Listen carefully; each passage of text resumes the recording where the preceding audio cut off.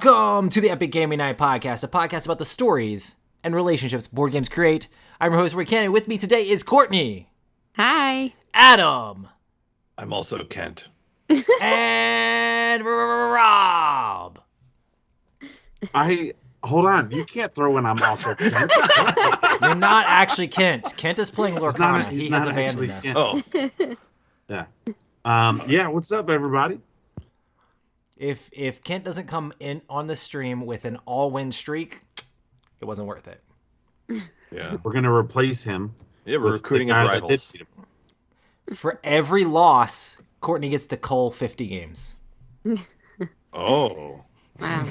Because our topic is about culling board games today. And how do you choose which games to cull? I'm doing the opposite of culling right now. My collection's been pretty small. And Ruthie's like, oh yeah, bring home as many board games as you want, which is a bad thing to say. I'm just kidding. Yeah, you can't say that to a gamer.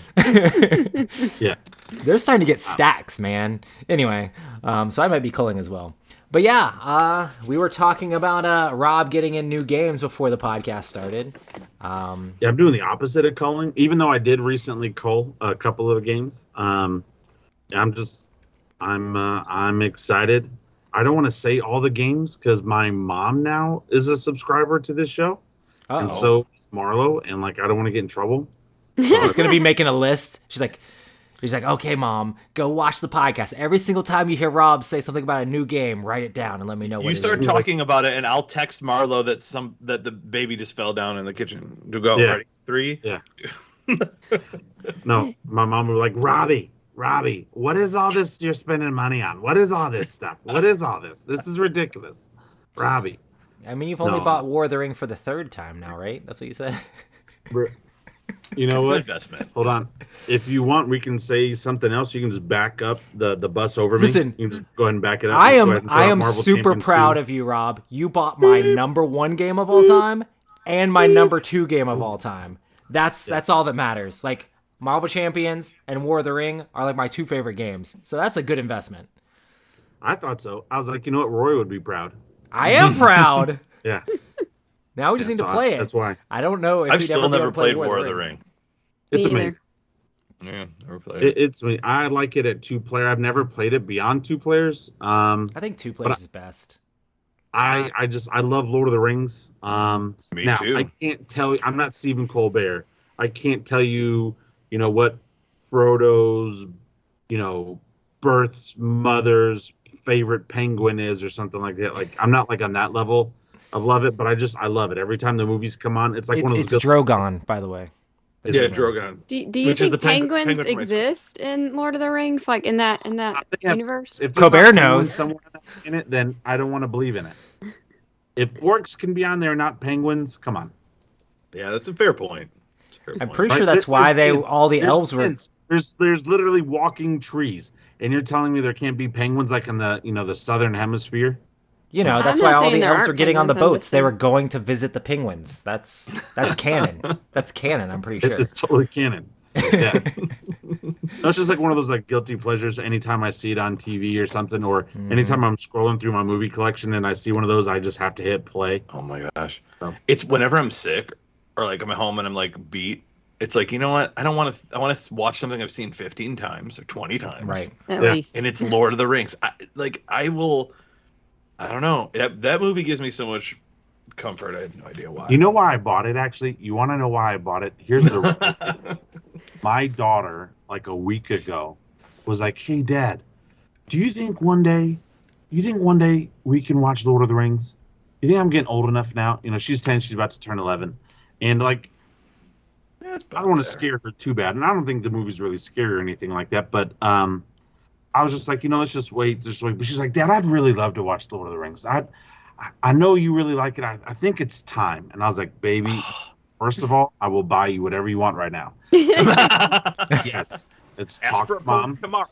And you know what, baby girl? Let's just wait a few more years. And when you get older, I have this amazing game that I'm going to go purchase right now since it's Prime Day. And we'll be able to play this together. And she's like, all right. Have you ever had them watch the Lord of the Rings cartoons? I grew up on the Lord of the Rings, the Hobbit cartoon. I watched so many times as a kid.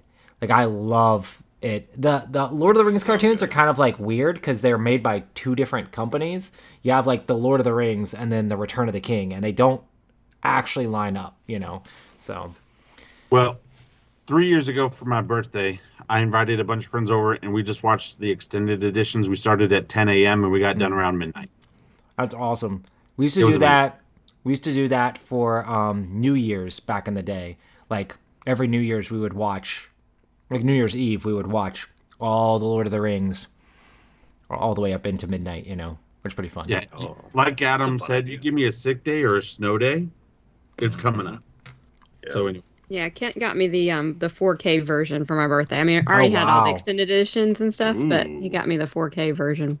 So good. Yeah, now I have like And do 3 you different realize copies. that there are editions out there that have not been released, or they have like a whole other 45 minutes of additional fight scenes that have not been put into the movie. And there are people that are signing these petitions to let like an ultimate edition come out, where it's like in one movie it's like an additional 10 minutes, but I think in Two Towers and Return of the King it's like almost 30 plus minutes in each movie, where they have choreographed, finished fight scenes. I know there's definitely a big piece. Like they filmed a whole fight under Minas Tirith, or not Minas Tirith, under Helm's Deep, where the women were fighting off the orcs. How the orcs came in the back. Oh, that's awesome. Tunnel way, where they were going to escape, and how isn't there one where Aragorn kills Sauron too? Apparently, like Sauron actually enters the battlefield and Aragorn kills him. I heard that's a finished scene. Oh, that's the alleged as well. Oh, like at the very end of Return of the King? Yeah. Like there's a version where they go at it. It's like his ancestral redemption. Like there's apparently all sorts of crazy stuff on the cutting room floor from that. Which, at this point, it's been like 20 years. I say, let's give it to me. Oh my god, crazy. I'd pay for it. I'll buy it in right? the same way. There's plenty of us that will spend the money. Okay. Yeah, they'd make millions. I'll even watch the Hobbit trilogy if you give me that. I'll finish it up. What was I gonna say? There is a Tolkien cut of the Hobbit trilogy where they basically tried to make it more like the books. I mean, I like the Hobbit overall, but so it was like done in an hour and a half. Yeah, they made it way shorter, and it is still like 4 hours for like one movie. But they put it all in one movie and tried to make it more like the books. And I watched it and I really enjoyed it. But I mean, it's not something you can buy because it's like an online thing.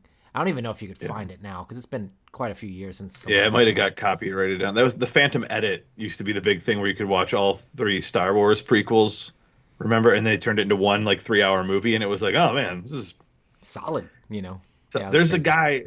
For a while, this is interesting too. This is such a digression from board games, but nerds. We expanded into nerddom. There's also a dude it was like an AVI you could download from his like link tree where he edited the Obi-Wan series into one really long movie as well. Yes. Oh wow. And it's really good. Like it's really good. I'm like, I didn't watch it, but I did hear about that. Yeah, nice. I did. Yeah, like Bro, sometimes... Ahsoka wasn't that bad. No, that was good. Ahsoka was good. I enjoyed and it. There were a couple of episodes in Ahsoka, man, especially with that whole Anakin, like looking into the past. I was like, oh, what? I keep falling behind on all the Star Wars stuff. Yeah, Like I'll occasionally watch watched some that of one it, yet. but then like I fall behind, and I hear all my coworkers talk about, oh, this is good, but I can't keep up. Yeah. I'm still trying to keep up with I Loki. guess we'll just talk currently, about board games. If you guys can't talk about Star Wars stuff and extended editions, Lord of the Rings, we'll just talk about board games. Okay, well, I Yeah, guess we'll talk about the news. It's the news, baby. Okay, the first thing on the news here is Undaunted 2200. How do you say this? Calesso? Do you know what Undaunted is? It's that kind of like deck building war game where you have the cards that are out on the board and you're fighting each other. And I know it's an extremely like well-regarded system, but this is bringing it into space. That what this is? That is literally what this is. This is Undaunted in space. It's like the sci-fi version. Undaunted Normandy. I wanted to get Stalingrad, but Kent talked me out of it. He said, get Normandy first to see if you like the system. I heard that they're great, and I actually got a copy of them for my dad. My dad was really excited about it. He's like, this is a really good game. And I'm like, cool. I don't really play games that are even... I mean, I wouldn't say that that's a war game because it's like a deck building game, but it's like a war themed game, you know. This is Undaunted's Risk 2210. Exactly. Basically, exactly. This is with your mechs and all that kind of stuff. Okay. And for some reason, it makes my interest in this like way higher, you know, which is kind of funny. So I need to play Undaunted. I've bought a lot of games recently, and they're still in shrink. Yeah, I've actually almost bought Undaunted a few times when it's been on sale, just because there's like some weird.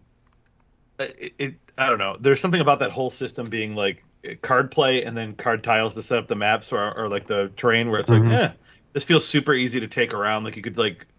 The box doesn't look horribly big. I don't know how big it actually is. No, it's really not that. It's really not that big at all. Yeah, I like the idea of getting that sort of a game in. It's one of the reasons I always like Summoner Wars too. Is like Summoner Wars sort of feels like playing a minis game, but you just don't have to set it all up. You know. Yeah. But add the sci-fi. Oh, Rob's gonna pull it out for me. Maybe. Oh yeah, baby. I was going to say that probably sounded really weird on a podcast. But okay. The glare. There you go. It's not a very big box. Like this is my hand. Now, granted, I do have banana fingers, but it's not a very big box. But I would get this whole 2200. Hold on, I want to see the delay in the podcast and see my light just flick on real quick. Doot, doot, and it's off. Love it. You want to hear Courtney talk about whipping it out? What's happened? Once again, she brings the dirt to the podcast. Always. Got to. Always. I like the idea of Undaunted. I think this is also going to be one of those types of games where once you learn, like once I play Normandy, I'll be able to play Callisto pretty easily, other than like learning new units and stuff like that. Sam Healy, he's also a fan of Undaunted, and he's talked about that where, you know, once it's all based off of one main core mechanism, and once you learn that, then it's just changing theme and units and stuff like that. So I'm pretty excited. I'll try this out. That's awesome. Is it already out or is it coming out? It's coming out. I don't think it's out yet. So okay. So actually, it probably says in the ad copy here somewhere. Coming sometime in 2024, which is not yet. Next thing here is Thunder Road Vendetta is coming back for more in 2024 also. So Thunder Road is super awesome game. But Vendetta, or the Vendetta like big box, the Maximum Chrome version was like the blinged out version, which had like all the expansions in it together. You could buy everything kind of separately, but this kind of has it all in one box. They're bringing it back to Kickstarter because I guess so many people wanted it. It looks like they're adding in a Carnival Chaos expansion or something along those lines. Yeah, the expansion adds another car player. So right now, if you want to do 5 players, you have to. The 5th player has to be either the motorcycles or the big rig. But this one gives you a 5th car. So you can have 5 car players. Or, like we did, 7 players, right? So. That's insane. I literally was running a shift of like walking around, picking up all the flags and doing my job while playing a game of Thunder Road Vendetta with Kent and Courtney because it was taking that long for the turns to come back around. I'd be gone and like I'd be like, "Oh, did I die?" They're like, "Oh no, you didn't die. Okay, cool. I guess I'll take my turn now." And then I'd run off for like another 20 minutes and then come back. It's a little bit of downtime. Did it only have the one initial expansion with the motorcycles and the 18-wheeler, or was there? So the motorcycles is an expansion. Those two. The motorcycles and 18-wheelers like expansion. The Chrome edition. But the Chrome edition also has the one that adds like the extra roads into it. There's also one that adds a bunch of special abilities to the game. So that one's really cool too. But I think that's it. I think one adds the extra rigs, the extra car types, then one adds the special abilities, and the other one adds something. Oh, special abilities. I need to try to play this weekend. It's so good. I still haven't played it yet. There was multiple copies of this in the library. I think this would be really good with the church group. It's such an easy game to teach. Like it's so ridiculously easy to teach. It's like, it feels like a really old school game. I mean, I guess it's based off of the old Thunder Road, you know, but like it's just so simple to table with people, you know, and it's a lot of fun. So this one's gonna rank very high in my like games of the year. I think I love Thunder Road. All right, I'm gonna play it this weekend. Do it. I got the Maximum Chrome edition because they were taking it out of the Dice. Well, they had multiple copies in the Dice Tower library, and I'm like, I'm taking this. And they're like, okay. And I'm like, really? Like, okay. I'm taking this. Speaking of the opposite of culling games, yeah. Seven Wonders Architect Metals looks like an expansion coming sometime in 2024 from Repost Productions. This brings new elements to the table for Seven Wonders Architects without adding anything to the game's playtime. You know, it includes 2 new wonders, and Rome, to give players more choices of what to build. And there's new science tokens that you can mix into the original ones. I never played this game. I'm just reading the ad copy, guys. Yeah. I am not a huge Seven Wonders fan. I know it's like blasphemous, and probably if Kent was here, he'd throw something across. Oh, there he is. Damn it. Ken, did you win? Ken plays this one a lot with his game group, so he's really excited about it. The Lorcana group? Because I thought that was his game group. No, not the Lorcana group. The other group that he does. So he's getting sick of it. So I think he was excited to add something new. All right, 3-0 or bust. 2-1. Oh, that's 50 games, Courtney. But it was last. Games. The last game was we had to go to the third game. You said that Courtney gets to cull 50 games out of your collection for each loss you have. Sounds good. We already got 50 probably in the cull area anyway. Tell us how much you are excited for Seven Wonders after I said that I feel kind of meh about most Seven Wonders games. We play Architects a ton because it's super easy, super family weight. And the game group we play at the church is a lot of non-gamers, and they love Seven Wonders Architects because it's really simple, really straightforward, and you can play with 7 players, and it's not super long. But I'm kind of burned out on it a little bit because we've played it so much. So the expansion is just going to probably, bring some new life into the game. So I'm excited about it. I played Path of Civilization. What was it, like Friday or something like that? And it has very much a Seven Wonders vibe to it. I think you'd really like it a lot, Ken. Is it that light? Is it as light as like regular Seven Wonders? I think it's about as light as regular Seven Wonders, not necessarily Seven Wonders Architects. Okay. But it's got simultaneous action. You're not drafting stuff, but you're like picking up these different cards and you're building up your civilization. And I just like simultaneous action in games in general. Oh, for Moving cubes around, going up tracks and stuff. I mean, there is a track. Trying to complete objectives. It's fun. But yeah. I've never played any of the Seven Wonders games. I've culled them from my collection and heart. There you go. I still own a couple of them, but I don't know. I played a lot of Seven Wonders Duel when it first came out. And then I don't know if it was the theme or something. I just kind of burnt myself on it, and then I'm always like, So maybe that comes up later. It's not pretty enough for you. I think it looks fine actually, but I don't know. Well, the next news here is that it looks like Twilight Imperium is coming to Board Game Arena. So if anybody plays on Board Game Arena, you can. I'm finally going to play this game. You can play Twilight Imperium for the rest of your life, trying to get people to actually take their turns. You can do an asynchronous game and take 2.5 years. I feel like this makes it so we actually could do it. Like I would love to play the game. Every time that I've had the opportunity to do so, I felt like it was going to put me out from playing 5 other games. So I was like, so I've just turned it down every time. So I do want to play it. Asynchronous turn seems kind of crazy. So what would just really stink is if someone just didn't take their turn after you're like multiple weeks in, and you're like, hey, take your turn. They're like, oh, I'm kind of done with the game. That would just stink. No. Yeah, that'd be terrible. That would be terrible. You could play it real time theoretically, and it probably would speed up things if people weren't distracted by other things at the same time. But it handles all the rules and all the stuff for you, so that would be, you wouldn't have to set anything up or do any movement or anything. Yeah. But it would still take a while. I feel like if like it was like us, like if I did it with this group where I knew no one was gonna disrespect the event, like I would probably throw it on my 75-inch TV and just run it on wireless. You know what I mean? Play on Board Game Arena, just make a day of it. You could just chill and do it. Rob, put Lord of the Rings on it. We played 4th edition at least once, right, Rob? 3rd edition? What about? I know we played 3rd. We played 3rd several times, but did we ever play? We played 4th, right? Because it has the different. I didn't play 4th with you, but I played 4th through afterwards. I know definitely twice. I think 3 times, but I played twice. I know I definitely played 4th in North Carolina. No, I don't played know it where 3 your times. invite I went. played 4th edition 3 times. Oh, wow. That's crazy. And I won one of them. Hey, Dang. look at you. That's awesome. My name was supposed to go on a little trophy. Did you get your trophy?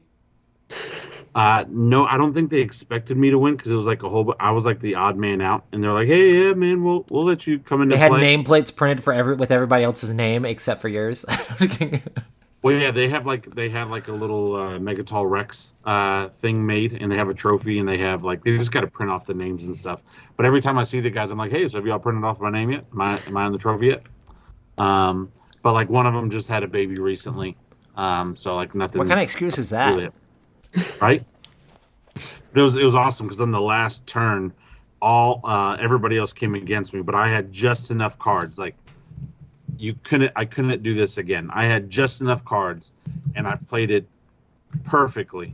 And they made one mistake, and their mistake I was able to capitalize on it, and I was able to get the win because I had a bunch of tech. I was at race where I can copy your tech.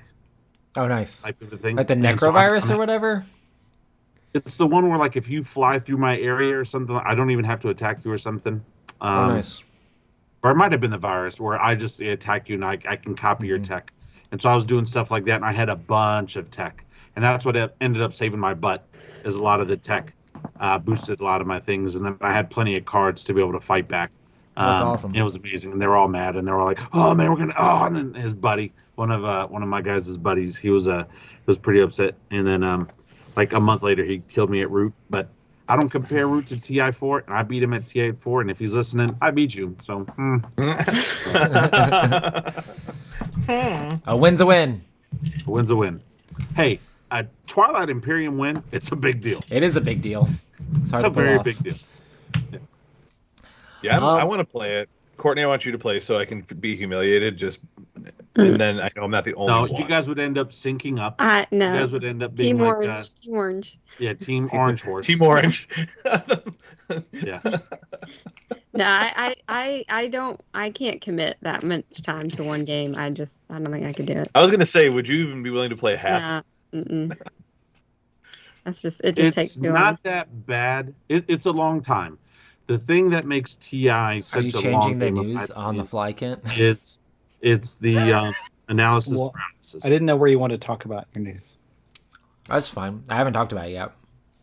so you talk about can both these decide. things. You can decide. I don't know about How you does guys, but I can see the rage in Ken's face that he lost that last game. Yeah. Can you guys see it? Was It'll it to never the be same guy? No. Oh, okay, it's a different guy. I was about to say, if it Wait, was, we were first. joking about having that guy on the podcast next week or next time Yeah. instead of you. No, I'm just kidding. But it was that guy. Like that could be like your origin story. Like where this is like you're going to beat him, but now you're just losing to everybody. Should we even do the podcast? Wow. You're just losing to everybody. That's No, ridiculous. I beat that guy 2-0 this time.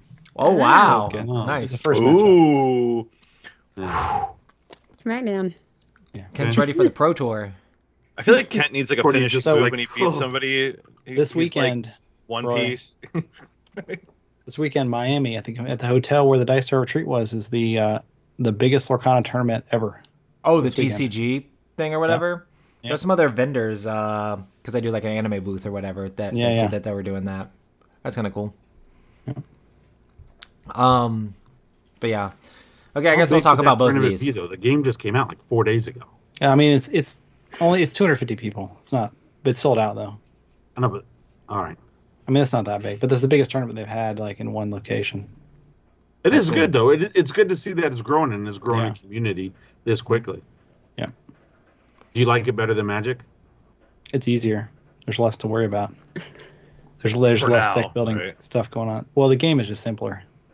Yeah. The game will always be simpler somebody just could based off the understand. mechanics, I Yeah, think. the game's always going to be simpler for sure.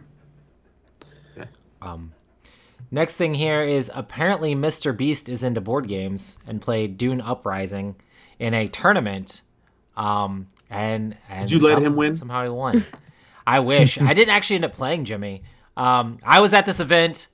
Crazy enough, Direwolf was trying to invite the Dice Tower out. Of course, most of the Dice Tower was at Essen. And I'm actually pretty decent. Like I know the Direwolf guys pretty well, or at least I know Paul Denton, the designer. I've talked to him back and forth.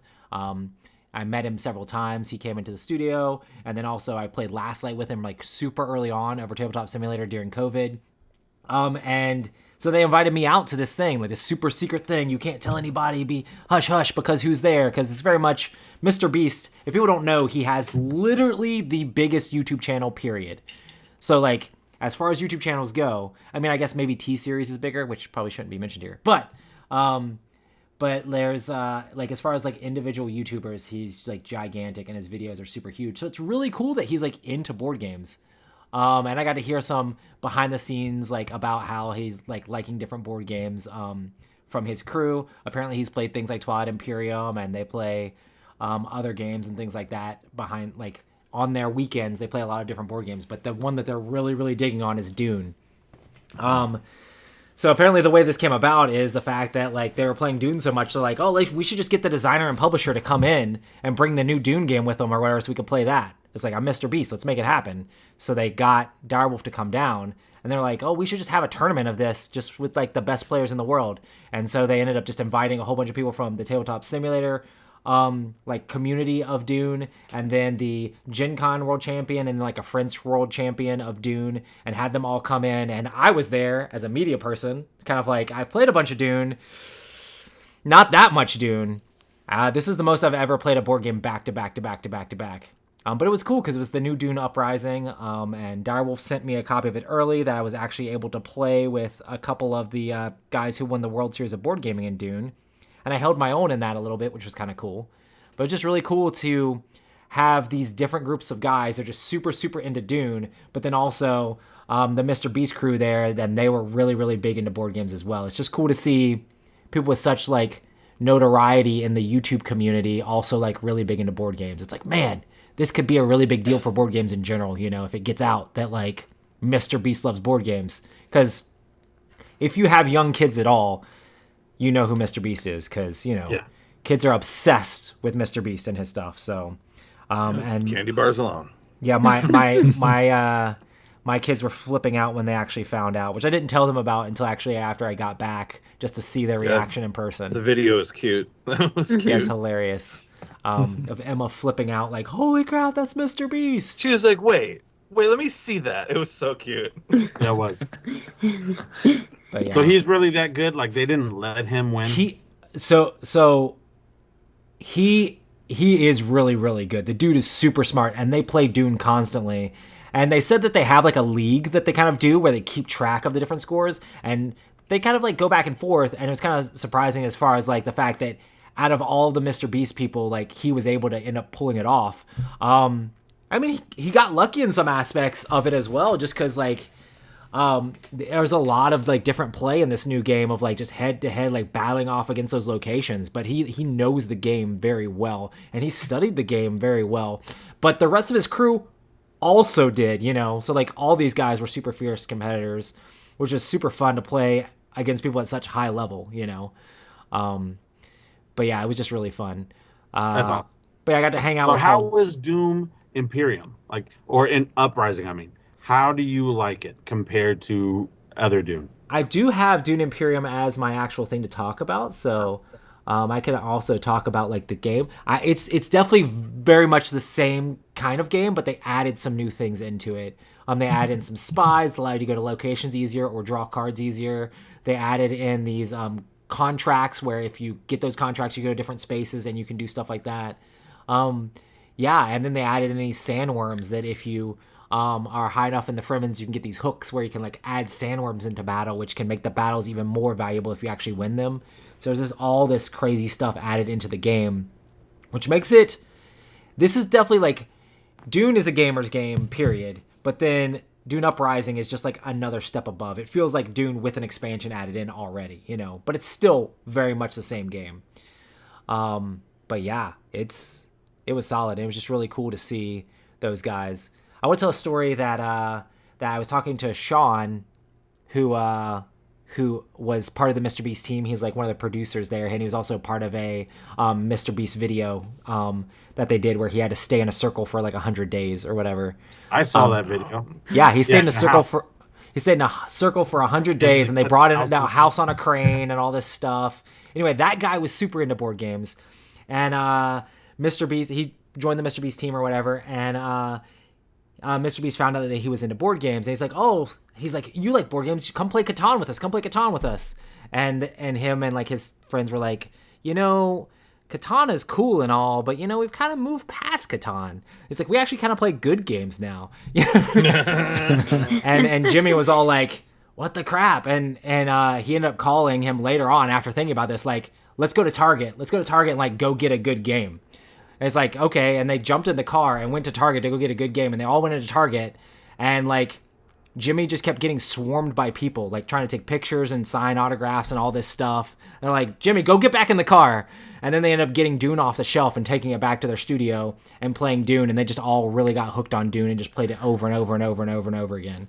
So that's why they're such big Dune fans. They play it on Tabletop Simulator. It's kind of funny because like Mr. Beast will play Dune on Tabletop Simulator with people there, and people don't actually believe it's him. He's like, oh, I'm like Jimmy, like from Mr. Beast, and people are like, yeah, sure you are, and then just play Dune with him, because it's like, why would Mr. Beast be on Tabletop Simulator playing Dune with people? Because he does. He really enjoys the game. He loves it. That's really cool, and he's super smart. I mean, he's like the biggest YouTuber out there. Obviously, he's got to be at least decently smart, but it's really cool to see how high of a level he's playing the game at. I talked to him a little bit mostly about the game. I was like, oh yeah, I do the Dice Tower and these different Dice Tower events and things like that. We have tons of board games. And he's like, you guys play them competitively? I'm like, more like just for fun, So, but no, it's cool. Maybe someday we'll get Mr. Beast to come to a Dice Tower event, but you probably won't know about it because we won't be able to tell you because we don't want to get swarmed. Yeah. But yeah, good stuff, good stuff. But yeah, anyway, when does it come out? When does Uprising come out? They said November, so one of the cool things was that I got to hang out with the Direwolf team a bunch too, and hang out with Scott, who runs Direwolf, and they're really good at what they do, But yeah, November. The pre-orders are now, and I think it's coming out like super soon. So, I mean, they had production copies there, so pre-orders are now. Yeah. Yeah, I was just thinking that. I actually don't own Dune Imperium, and I've only played it once. At this point, if you're gonna own it, I would just get Uprising instead. Yeah, that's what it sounds like. As long as you don't want, if you weren't planning on playing it with regular Dune Imperium will be more casual than this will be. It'll probably be a little bit easier to teach. But if you're not going for the casual aspect, if I play that, that's play with gamers. Right. Yeah. If you're gonna play with gamers, I would just go to Uprising anyway. Also, we have another news story in here. Marvel Dice Throne added X-Men, and it was on Kickstarter today, and it made $1 bajillion. What's it up to? My money. Just launched. Already at 1.54 million. Oh, 1.5. That's insane. But it's also, so it's like a new battle chest, which has X-Men, kind of like the Marvel Dice Throne. Mm-hmm. But also it has Dice Throne Missions, which is like, I don't know if it's exactly like Dice Throne Adventures, which is the solo and co-op thing where you have a miniature and you move through a little dungeon thing and you fight a boss. So it's like another way to play, kind of like, like the unmatched co-op thing. I don't know how this plays compared to Dice Throne Adventures, but those are two things they're offering on this Kickstarter right now. New X-Men include, who are they? You got Psylocke, Iceman, Rogue, Cyclops, Storm, Gambit, Jean Grey, Wolverine, and then as an add-on you can get Deadpool as a separate box. Well, that's awesome. I hate this. This has been sitting around the studio for like forever, but we literally haven't touched it because they're like, no one can know about this. It's embargoed. And a lot of times when that happens, like, Tom's just like, don't touch it because we can't take pictures of it. We can't talk about it. So just let it sit there. And I'm like, but I want to play the X-Men. But yeah, this looks cool. Yeah, I'd be interested in the co-op of this in particular because I did enjoy the adventures, the regular Dice Throne adventures, and I bought some Marvel Dice Throne when it was on sale somewhat recently, but I've yet to play it. I played a bunch of Marvel Dice Throne with Ruthie, and I'm pretty sure she beat me every single time we played. It's super simple, fun game. I mean, it's so much fun. I'm terrible at Dice Throne too. You gotta roll the dice back. Yeah, I do terrible, but it's fun. Yeah, it's fun. But yeah, Ruthie always plays Scarlet Witch and just wrecks me. So, It's all good. It's all good. I like how the powers for the characters, especially the X-Men, are so like unique and they fit the character so well. Yeah. Like it's kind of like how I mean they do that in Marvel Champions too, but they just do such a good job of integrating like these cool mechanisms for these different characters to make them give them a feel of how the character would be, you know, in the comic book or whatever. And it's cool that they do it with just like the whole Yahtzee mechanic, like get these different symbols, like straights and different symbols on your things to do different damage, but then they have all of those tokens and using those tokens in different ways to make the character feel like the actual character is really cool, you know. And the cards too. Yeah, the cards are kind of unique too. Yeah. So, is that all you do is roll dice? Essentially, it's basically battle Yahtzee. Cards. It's like King of Tokyo, but with a player board, man. It's more going on than King of Tokyo. It's very similar. It's basically just imagine like Yahtzee-ish type thing where it's like, oh, if you get a small straight, you do this much damage in this special ability. Oh, you get this many of this symbol, you do this much damage in this special ability. And sometimes when they attack you, some characters get to roll back for defense, and you're just rolling these different die faces in different like combinations to do different attacks. So you basically have a board of a whole bunch of different powers, and you have to try to like you roll 3 times, kind of like the exact same way you do in Yahtzee or you do in King of Tokyo or any of that stuff, to try to get the symbols you need to trigger the different powers. And of course, if you get all of like the 6 on the 6-sided die, basically all of the same thing, you do your ultimate power and can do like a whole bunch of damage if you get that. It would be like if you played King of Tokyo, Rob, and you got to start with 5 of the cards from the power up deck or something along those lines, you know, but they were like unlocked by different roles. Like it's just, I mean, that's what it feels like when you're playing it. It is mechanically a little more nuanced than King of Tokyo, but it is not particularly difficult. It's a fun game. Yeah, it's really simple. It's really simple. And it has like the deck of cards has upgrades for your abilities and things, which are cool. Right. It really you like lay them over the power tableau up your stuff. your stuff. And it's like, oh, I'm going to power up my straights, so now my large and small straights do more damage. Or I'm going to power up just like my basic symbol. Like if I roll a whole bunch of 1s, like I get like extra damage or whatever. You know, you can power yourself up as the game goes along. It's pretty fun. Also, $1 million something in the first day. Obviously, people like it. You know. Yes. Do you like if I were to buy this? I don't need any other Dice Throne stuff. Like I could play. No. I think you can buy any 2 Dice Throne characters and you can play them against each other. Yeah, if you want to try Dice Throne, they have the pack that like they're 2-player packs that are just 2 characters, and it's a 2-player thing, and you can buy it for like pretty cheap at like a retail store. Yeah, just to try it. I think I grabbed a couple when they go on sale all the time. Yeah. Like you'll get the $20 ones for $15, and you'll get like the $40 one for $30, like a lot. Like they're even at full price. It's a pretty reasonably priced game for a pretty good production quality too. It's a good value game for what you get. Just the battle chests are really awesome because they come with all the characters and that huge box with the nice game trays and all that stuff. So that is something to consider. But if you want to play the game, you can definitely do it cheap. Awesome. Well, we had extra news, so I guess Direwolf's Uprising. Oh, snap. I guess we will talk about Adam's game, which I also played this, Adam, very recently. I just did the review for it. Yeah. I'm upset I can't see the Mothman. The Mothman needs to be front and center. Oops, sorry about that. I got him. He's right there in the middle now. Yeah, the Mothman figure is definitely the standout toy of the thing. It's very cool looking. Yeah, so Unmatched Adventures, it's probably shipping for a bunch of people that backed it. A little late, like everything that's out there right now. So I got mine. I think I texted y'all when I got it. It was like last Tuesday or something. It's good. It's really good. I think the highest praise that I can give it is that if you like Unmatched and you know how to play Unmatched, you're going to learn how to play this in like 5 minutes because it's really only a handful of additional rules in terms of how you interact with the map. And then the kind of the enemy AI as far as the big bad and the 2 minions that you get to pick either in the current set, and I assume more sets are going to come with this because I think it's been really successful. You get your Mothman, you get your Space Invader, and you get to pick a couple minions. So you get like the Spider or the Blob or something, kind of mix and match. Jersey Devil.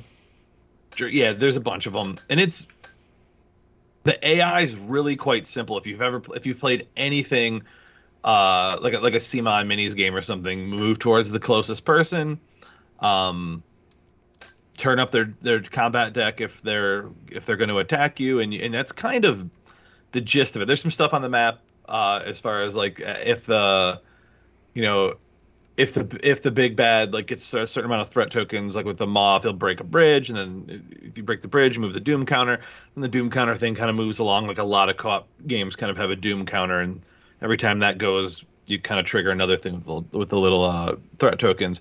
So that part of it is pretty familiar, except for it's you don't just fill the doom counter. It will trigger something that in one of those conditions is met, you'll lose the game. Not hard. I mean, if you've played anything like Horrified or something like that, it's like even a little bit less enemy rules fiddliness than that, because the deck is kind of doing the unique stuff. But you can play it with anything. I haven't tried it yet without the base characters. And I didn't take pictures of it, so that's why I got the restoration art up there, which is probably better than what I would have took with my phone.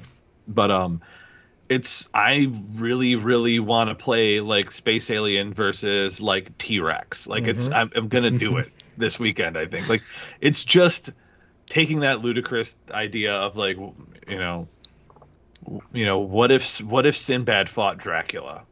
And now it's like, what if Sinbad and Dracula had to fight the Mothman, Blob, and the Jersey Devil? And it just works. It really just works. It's one of those games that I think what makes it so special is how simple it is, but how deeply tactile the game can become. It's not tactical. Like it's such a tactical game. Like you can teach somebody to play Unmatched in 5 minutes, and you can probably teach them to play this in 7 minutes, and it'll always play out different. I love Unmatched like so much, and Unmatched is like in my top 20 of all time. This expansion by itself is pushing Unmatched into my top 10. I rated this expansion like a 10 out of 10 after playing it. It's just, it takes Unmatched and makes it cooperative in like the most elegant way possible. It's like, it just works. It's ridiculously simple. It's exciting how the initiative thing is like in so many games. But the initiative cards. Yeah. The initiative cards, but in this, it just makes it really exciting of like, holy smokes, am I going to go early in the turn or go later in the turn? And you're really rooting for your allies to get their turns to come up. It's like, yes. And it allows you to play a match solo as well if you really wanted to do that. But it also scales to the number of players. So the more players you have, the more minions are going to come out, the more hit points the bad guy's going to have. It's just really cool. And it allows you to use any of your match stuff as a cooperative character, which is really cool. And the characters that come in this are extremely solid as well. So it's like, holy smokes. I really like Unmatched, but like I know the game pretty well, and like I normally do pretty good in it, and it's hard to like bring that sort of game to somebody who doesn't know Unmatched and be like, hey, let's play this game. With this, it's cooperative, so you can just play Unmatched with anybody, and be a team together against the AI. I love this. I love it like a lot, and I'm jealous that Adam has a copy of it and I don't. Yeah, it's a great soft introduction to the game, because like if you're like we were talking about this, and Matt is not here today because he had work crap. Boo. But like I know, Matt. Like, yes, we love you, Matt. I know like Matt is like not big into head-to-heads, but like knowing that like I could play Unmatched, which is it's one of my favorite games too, and like getting like I get Maddie to play this version. I mean, he'd graciously play it, because getting to play it if you don't want to play a head-to-head, but seeing how fun the mechanics are and how unique the special powers are on the cards and stuff, getting to do it and not have to have the tension of playing a head-to-head, I think is really cool. And they did it without really sacrificing how the game plays in any real way. Like it feels good to play it. It's really a lot of fun. Super cool. Yeah. And I think I haven't tried this yet, but I think there'll be and I don't play it like wildly competitively, but like I know there are there's heroes that don't play as well that may play better because the AI is somewhat gameable, I think, so you can kind of like use some of the weaker powers to better abilities, just because you can funnel the direction of the monsters. Like you can kind of be like, oh, I'm going to get him to chase me by getting closer, and then I can kind of force certain abilities and stuff. So I think that's really cool too. And it is interesting too, because some of the characters are like do decent things against the AI. Like some of the characters would be like, oh, you can look at the top 3 cards of your opponent's deck and reorganize them, which normally wouldn't be that big of a deal, but because it's the AI and you're drawing off like their combat cards off the top of the deck, it's a huge thing going up against like the bad guy that you're facing up against, but it's a blast. It's really good. Yeah, big recommends. But yeah, and that is Unmatched Tales to Amaze. Rob, what about your game? Sorry, I'm looking at this Marvel Dice Zone stuff. There's this couple that's on Instagram, I think. I've seen and they always play these. They always play these games, and I love their little deal because it's like whoever loses does the dishes, whoever loses takes out the trash. And I saw them playing this little game, Tetra Tower. I was like, all right, I have a bunch of little dexterity games, but this looks super cute, super simple. I can play with my girls. Tetra Tower is exactly that. In fact, the rules, there's not even rules that are in the box. The rules are on the side of the box. Oh, yeah, baby. You just keep stacking until you either can't stack anymore or somebody knocks over the tower. And then you can do the cards, and they even have it on the side, like you can add the cards if you want to. I played with my 2 daughters, so we did not add the cards. We tried it out a few times. And what's cool is if you're looking at the picture there, that red piece that's to the far right, not only do the pieces lay, what's the term when it's coming at you? It's multi-dimensional. It's multi-dimensional. Look at this thing. Sorry, I'm looking at X-Men. But this is not an X-Men. But it's multi-dimensional, so that's kind of cool. So like if you have like a really long piece, you can try to add different areas. Like you saw in this picture at the very, very top, I have the yellow and green right beside each other. They shouldn't be able to do that, but because of all these multi-dimensional pieces and stuff like that, you can do that. It's a lot of fun. It's really quick, really cute. I think it was like $15, maybe $20. And I got it. I haven't played it with my wife yet. I'm still kind of hiding it from her because of all the boxes and stuff that have been coming in. But my girls liked it. I really liked it. I thought it was really cute. It's something that I'll take to like the church group where if you need a good filler game to play in 5 or 10 minutes, you can play Tetra Tower. So nothing new compared to the other dexterity games, but it's fun, simple, little to no rules, and just sit down, enjoy it, and just laugh when things fall or go all over the place. My kids enjoyed it. I recommend it. Looks fun. Yeah, I definitely play it. I'm always into the stacking games. Yeah, I stack all day. I want that stacking beaver game thing that you have. I know. I want to get that. That looks Beaver so Creek. cute. Is it not available yet? It wasn't expensive. It was like $20 at Gen Con. I've not found it yet. You said Beaver Creek? Yeah. Yeah, it's still not like on Amazon or anything, or Noble Night or other stuff. Yeah, we had a lot of fun with it, playing it at the retreat. So, I'm going to talk more about Dune appearing on Uprising because that's what I played a massive amount of. But yeah, the game itself adds in those new elements of the spies, which is really cool. There's the locations are changed up a lot as well. It's like a bunch of the different locations are very different than they were before. And the spies are like a new mechanic where you put spies out on the board. And some of your cards that you can get will allow you to go to spaces where there are spies. Also, spies make it so that if you have a spy in a location and another player is there, you can still go to that place. You can infiltrate and take your spy off the board. So you can basically put a spy on there to kind of stop people from blocking you from going to that space. So allowing the board to be a lot more open if you're able to do the right situations.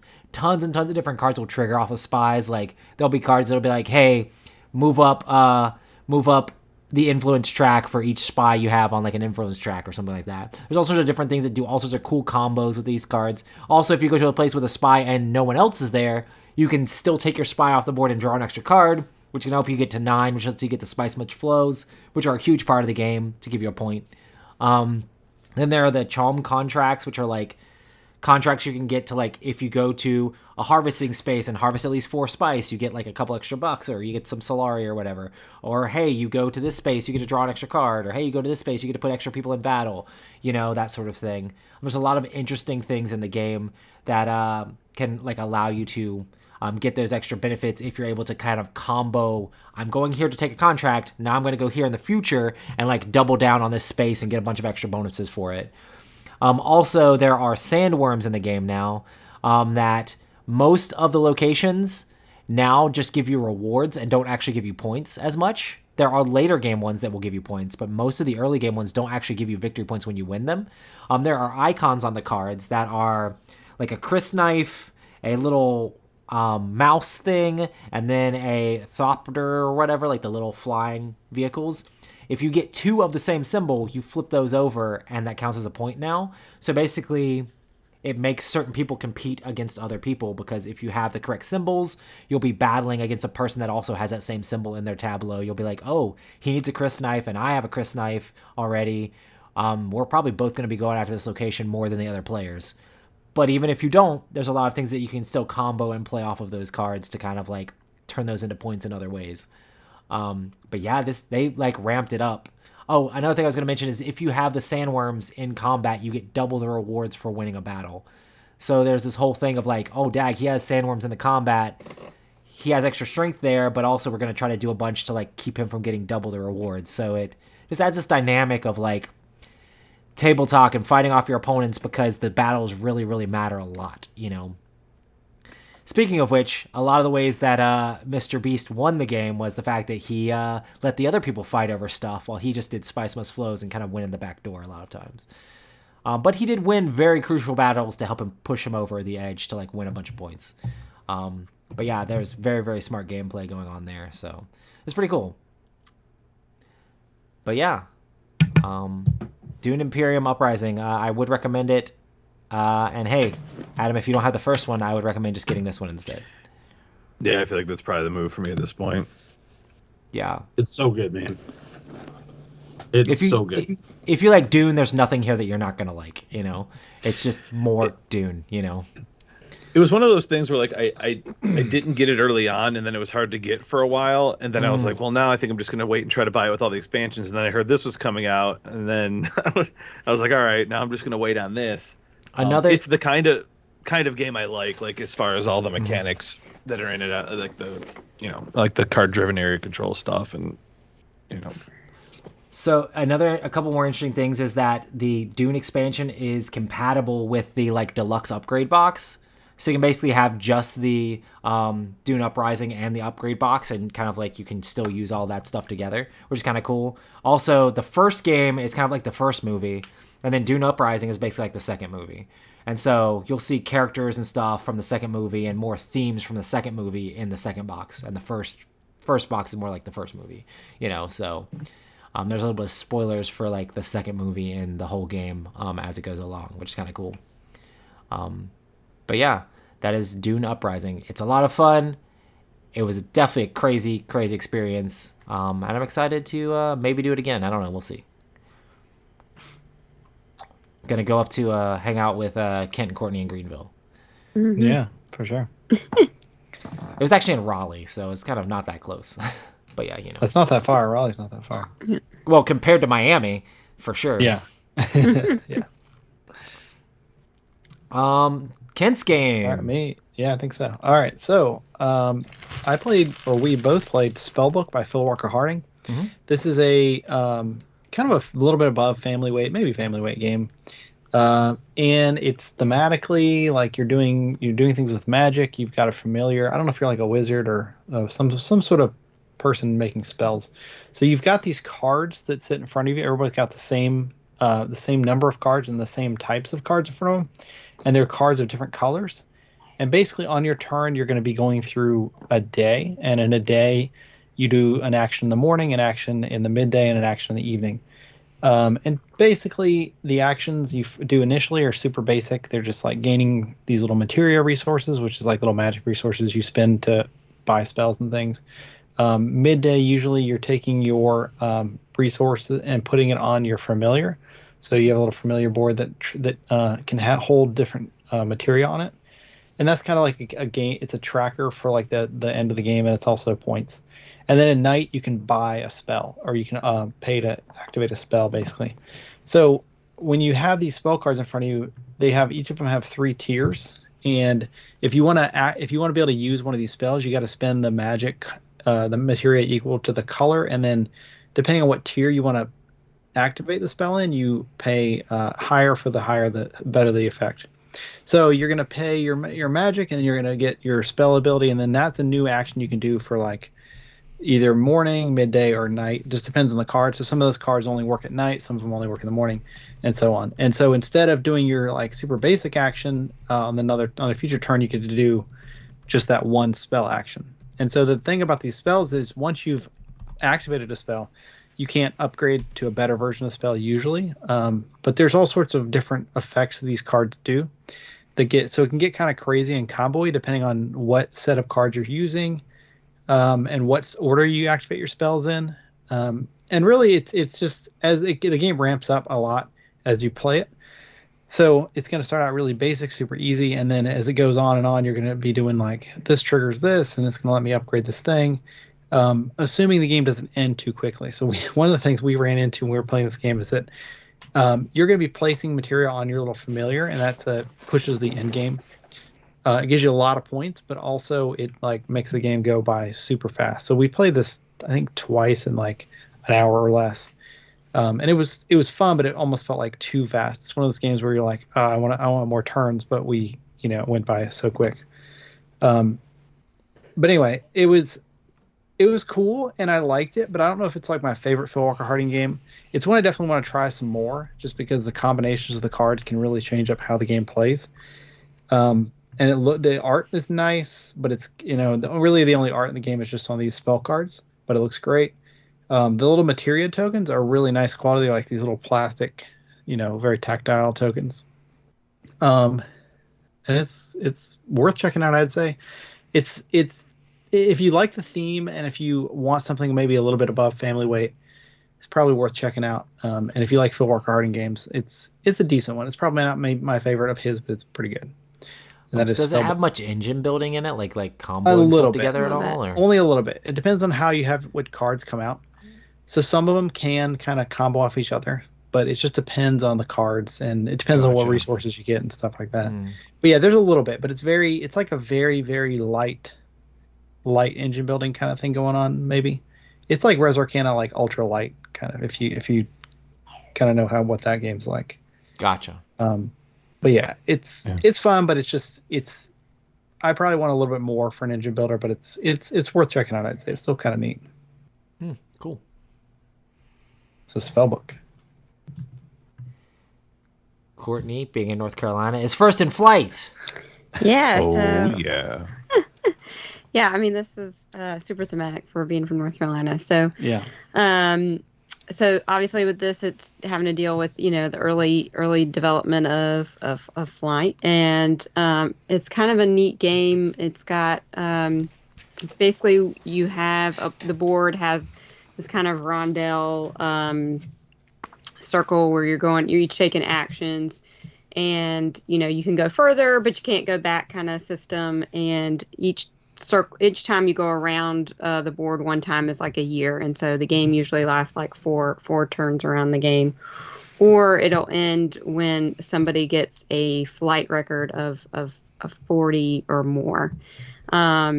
So what you're doing on these little different action spots, you're upgrading your flight cards, you're repairing your flights cards, and you're like you can get development cards. So, and then another action is to do your flight. So, what the flight involves, you basically everybody starts off with like kind of the same hand of cards, and the flight action is kind of push your luck because you're like playing out individual cards, and each card has like a number. So like 1, 2, I think the highest one is 5, and that is how long your flight path is.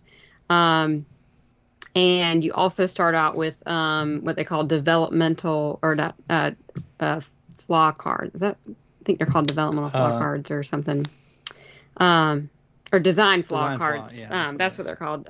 Because obviously your first designs aren't going to be perfect, right? So what the design flaw cards do is kind of signify the things that you need to work on in your flight plan. So if you get too many design flaw cards and that come out, then you crash. So the push your luck element is keep pulling more cards, but without pulling that fourth design card or that fourth design flaw card. So it kind of reminds you a little bit of quacks a little bit. So you're pulling things out, and you don't want to bust, right? So yeah. And what you record is your longest flight path. So let's say I do 10 flight path, like, so the early stage of the game, your flight path's not going to be very long because you don't have high number of cards, but so it might be 10 the first time, and say the next time you do a flight, I only get it to 8. Well, that 8 doesn't really count because you're going for the record. So you only really keep track of beating your last flight. One of the cool things is each person starts out with like a special character, special ability, and once you reach, I think, 16 flight path or flight record, you get to flip that card over, and that ability gets even better. So you kind of get even stronger. So there's kind of this this element of deck building in the game where one of your actions is buying upgrade cards, so you're getting stronger cards. And then you have repair actions, which you can, it helps you can't get rid of your design flaw cards, but you can make them less bad. And so it's kind of, you're trying to repair and get rid of the bad design flaw cards, and then get a better upgrade cards. And so there's that deck building aspect to it. I went just the whole route when we played this. I went the whole route of just getting as many cards as possible so I could go farther and farther and farther. And Kent kind of went he got more like special ability cards that would help mitigate his deck, I think, and tried to get like the least amount of the flaw cards in his deck. And so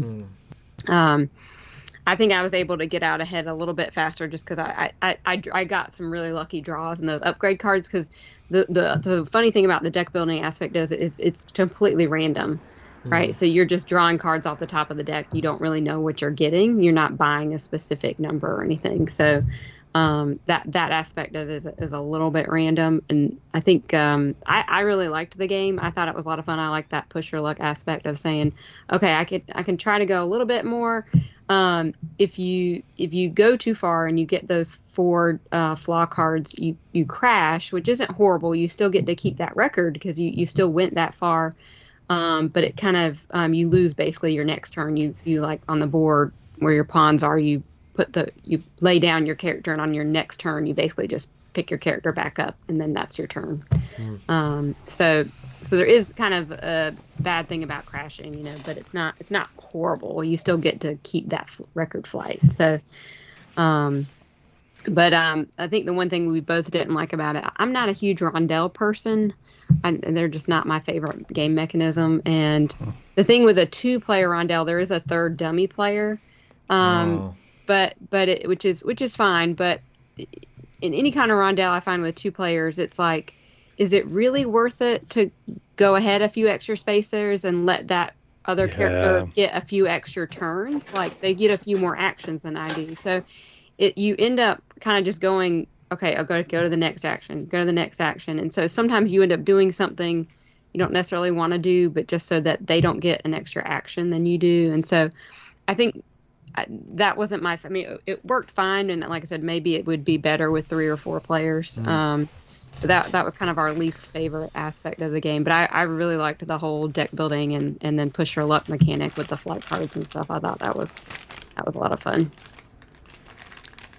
That's awesome. Yeah, it's first in flight. I think it was a Kickstarter. Is that right? Yeah, it was a Kickstarter. It looks super cute. Like I like this. I kind of like the sound of it, but I agree with you on that rondelle thing because it kind of sucks a little bit of the satisfaction out of it when you're playing with lower player counts too. Yeah.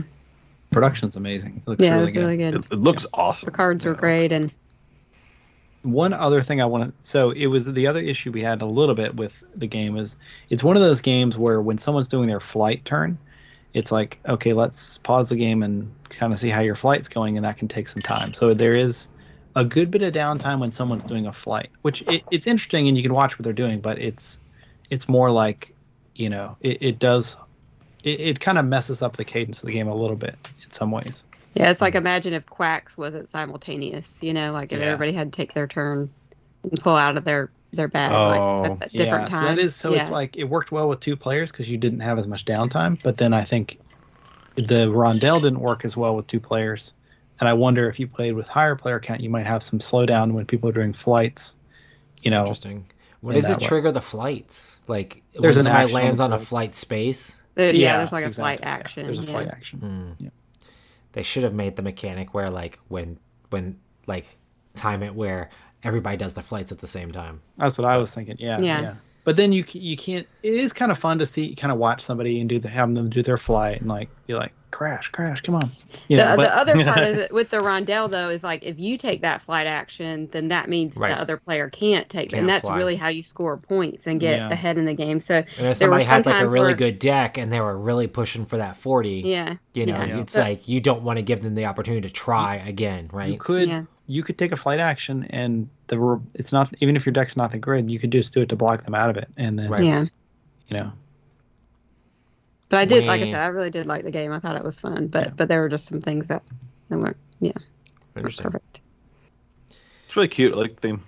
Yeah, it's neat. That's what I kind of draw. North Carolina represent. I mean, there you go. Yeah, it's got a lot of historical figures in there. There's little bios about the characters in the back and stuff. That's awesome. And it's well done. So our topic of the week is when to cull games. When do you choose that you no longer want a game in your collection, you no longer think you're going to play it, and you cull the game to purchase it back in a few months? When do you cull games, guys? Well, I like to speak for Courtney and just say when Kent is asleep, I like to put him out on the back porch, let him get rained on a little bit, put him back on the shelf. But what happened? Look at the quality of this, Kent. Get rid of it. No, I wish. I wouldn't do that because then we couldn't sell it. That's right. That's where it is. That's where it is.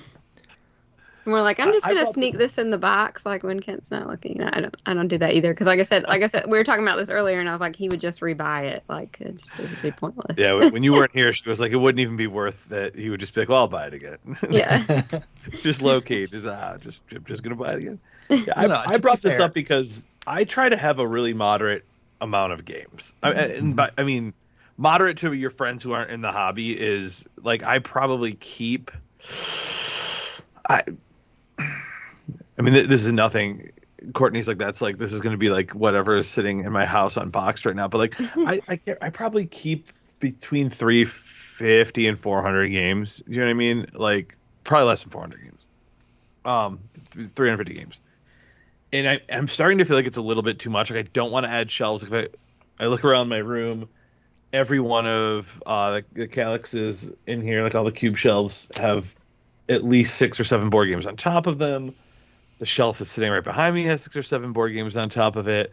The shelf that's supposed to only have a record player on it has the record player on the floor and has 12 games on top of it. And I'm kind of like, well, I can either deepen my commitment to the space that the board games take up in my basement, in my nerd cave, if you will, or I can just come to terms with the fact that, like, if I have more than I can shelve, I definitely have more than I can reasonably play. And I'm trying to be pragmatic right now. That was what made me bring up the topic. And I think what I'm going to do is kind of commit to getting them to fit neatly on the shelf, which means getting rid of a few dozen games in the near future for me. And I think the easiest way to do that is, what have I not played in a while, which is a lot of games. And what's the ugliest game here? Because as we talked earlier, I love a good table presence, and I am prone to set up a game and not play it occasionally, which is just, I don't know, it's a meditation for me. I'll call it that, I guess. And I think that's probably what the criteria will be. Also, games that haven't been played that are a little bit higher complexity will probably also get pushed, because even if I enjoyed the game, if it's fiddly or it's a little bit thinky to the point where, like, I'm probably not going to get it to the table, but I don't love it enough to set up a bigger game. Like, I was looking at how's it called? Is it Atomic Empire? Is that the one? What's the one where Energy Empire? Yeah. Like, I've got that, and I'm like, I don't know if I'm getting that back out. Like, I've got a handful of games that are kind of in that realm where it's like it's kind of a more complex little engine building thing, and I'm like, no, that's not what I'm thinking of. Manhattan Project. That's Manhattan Project, Energy Empire. Yeah, okay, yes, okay, that's it. So yeah, that is like, yeah, like, I enjoy the game. I enjoyed the plays I've had of it, but I'm looking at it and I'm like, It's all the way at the bottom of this shelf. I haven't played it in a long time, and it's kind of a tough game to like teach, at least from my recollection, like newer players. And I'm like, that one's probably got to go. So that's kind of where my mindset is at.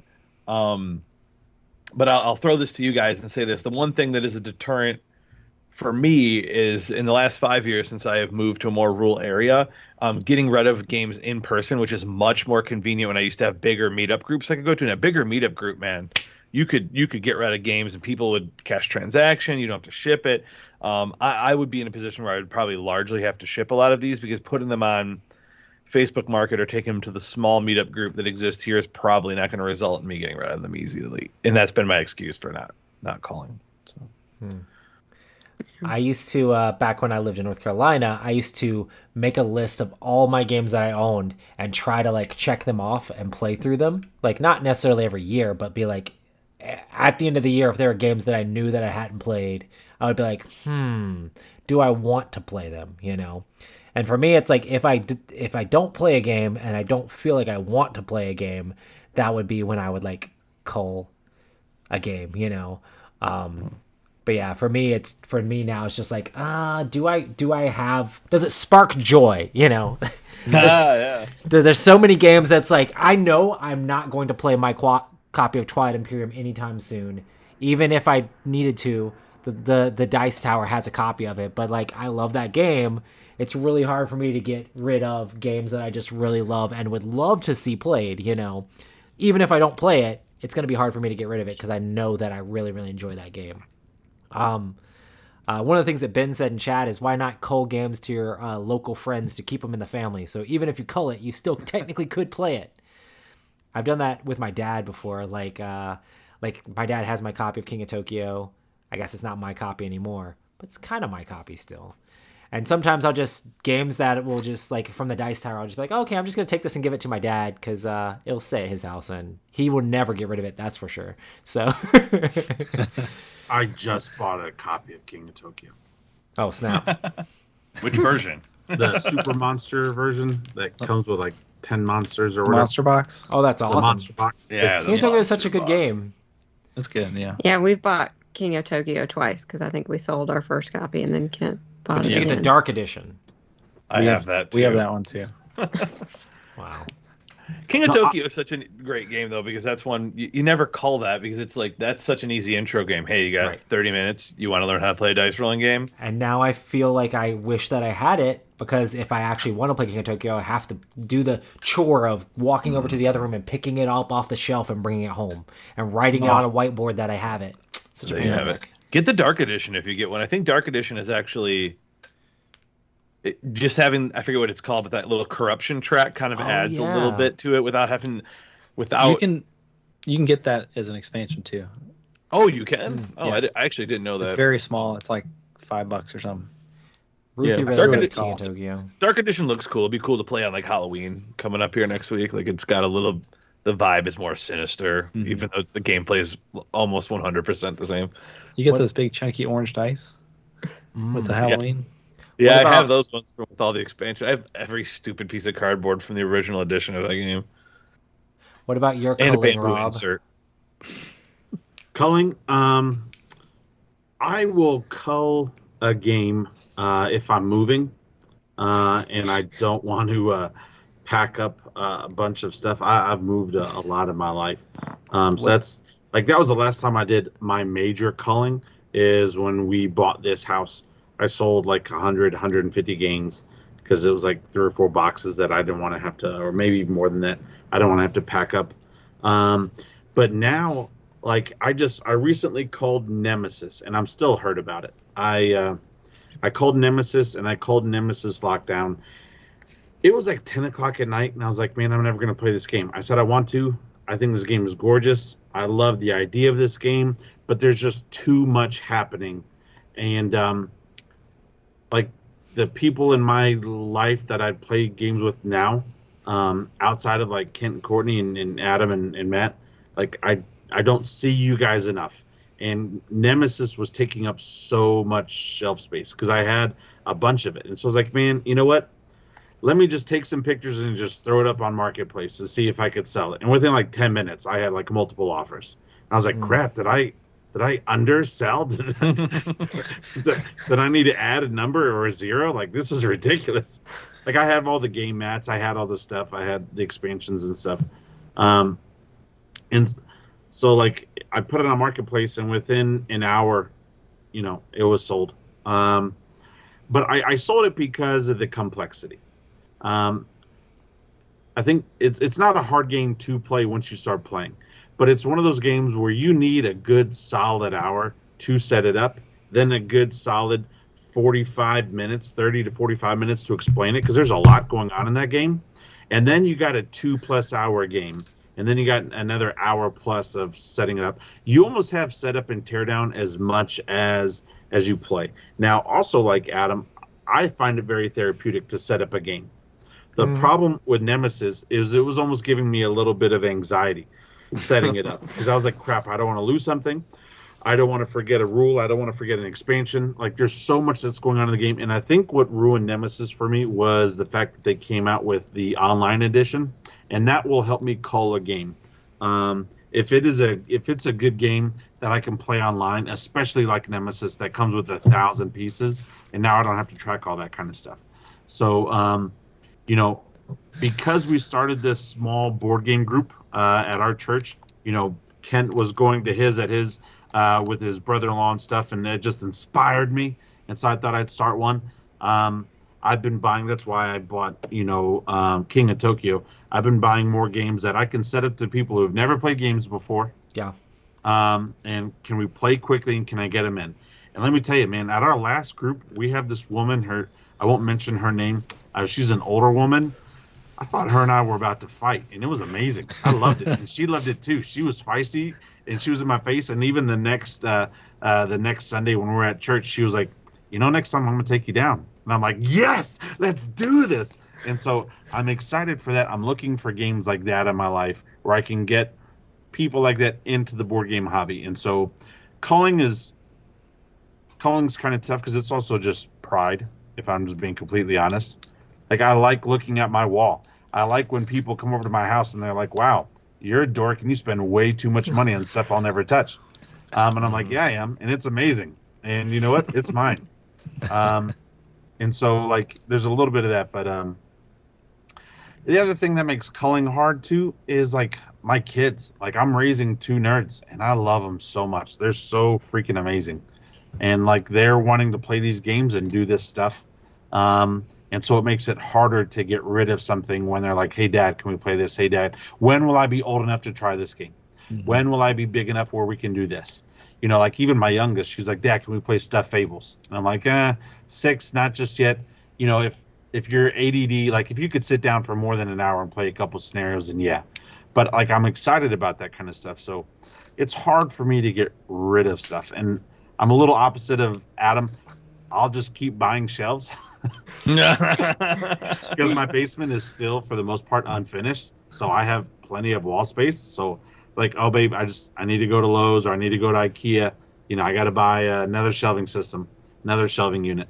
So, yeah, culling's tough. But I called Nemesis. I feel really bad about it. It was a passionate love, and it was a hard breakup. I'm looking for that rebound chick, and maybe this Marvel Dice Thrones is that rebound chick. I don't know, but since then, like, I sold Nemesis and I bought 6 games with the profits of Nemesis. Wow. So it wasn't a call, really. Here's the crazy thing, though. The 6 games I bought take up less shelf space than all of the Nemesis, because the Nemesis boxes are also big boxes, too. Mm-hmm. Like, that's the only problem. I want to sell Joan of Arc.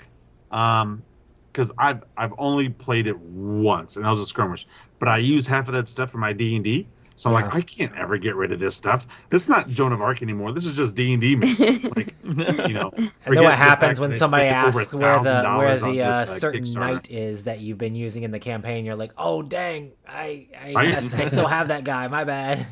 Oh yeah, yeah. So I don't think I'll ever be able to sell Joan of Arc, but I do need to break down the boxes, because it takes up 2 shelves. It's so much stuff. But I thought you were gonna say you cull when you need to buy a new game console.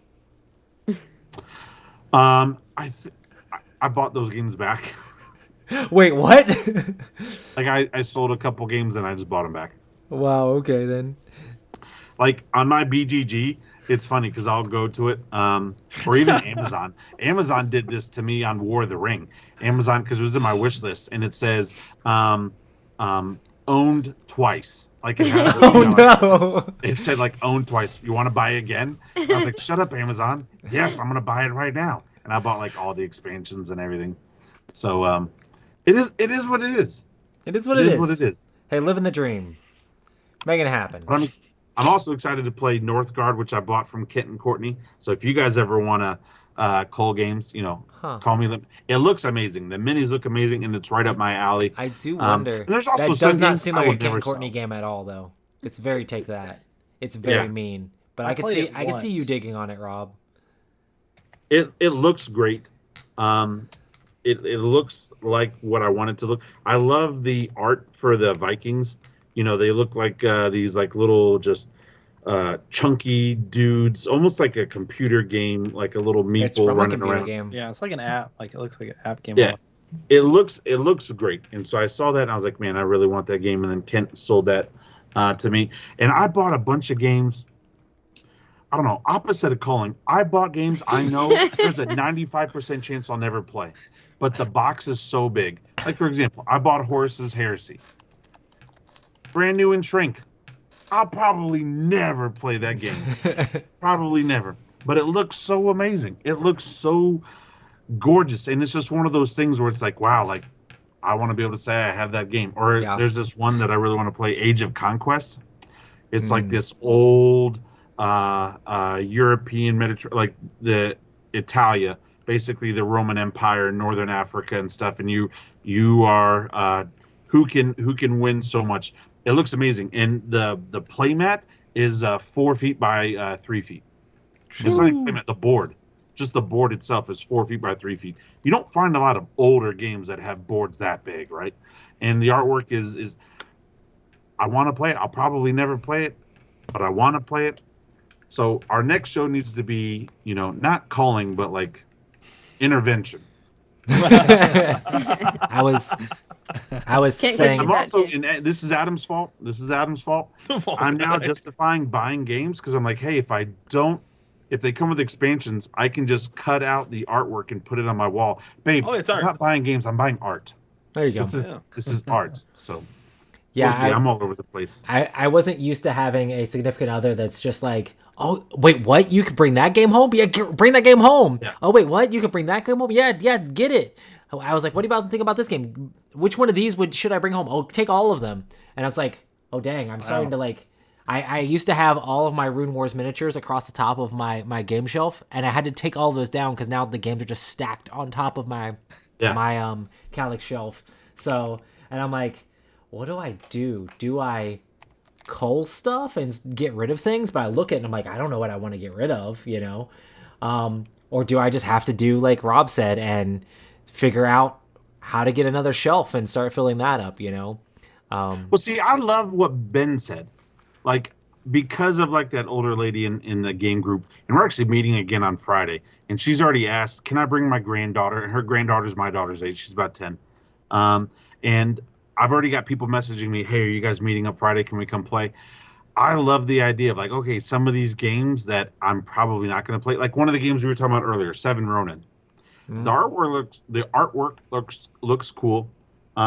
It's not like the greatest aesthetic game, but there are a couple of couples that come to my board game thing. They might be interested in something like that. I don't care if I sell Seven Ronin or if I don't. It's not something like the Horus Heresy where I want that box on my shelf.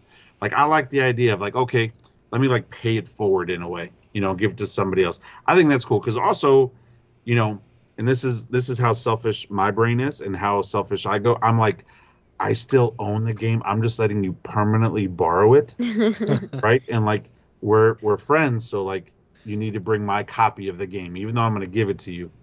But like I could like justify like just handing it off for some. I think it's a cool idea if you know the people, right? I mean, you could do it to strangers too, but that'd be just really weird to walk up to somebody you have no idea who they are. Hey, take this board game. Here you go. So yeah, we my sister and my brother-in-law, which Kent does the game group with, they're really, and my nieces and nephews are really into board games. So, like, one year for my niece's birthday, like, we just gave her a box, like a huge It was like box. 10 games. It was like 10 games of like games we'd played, and like we still like, they're good games, but here, it's have just, this we just didn't have trash. room I for 'em. mean, So here, we were just this like, games.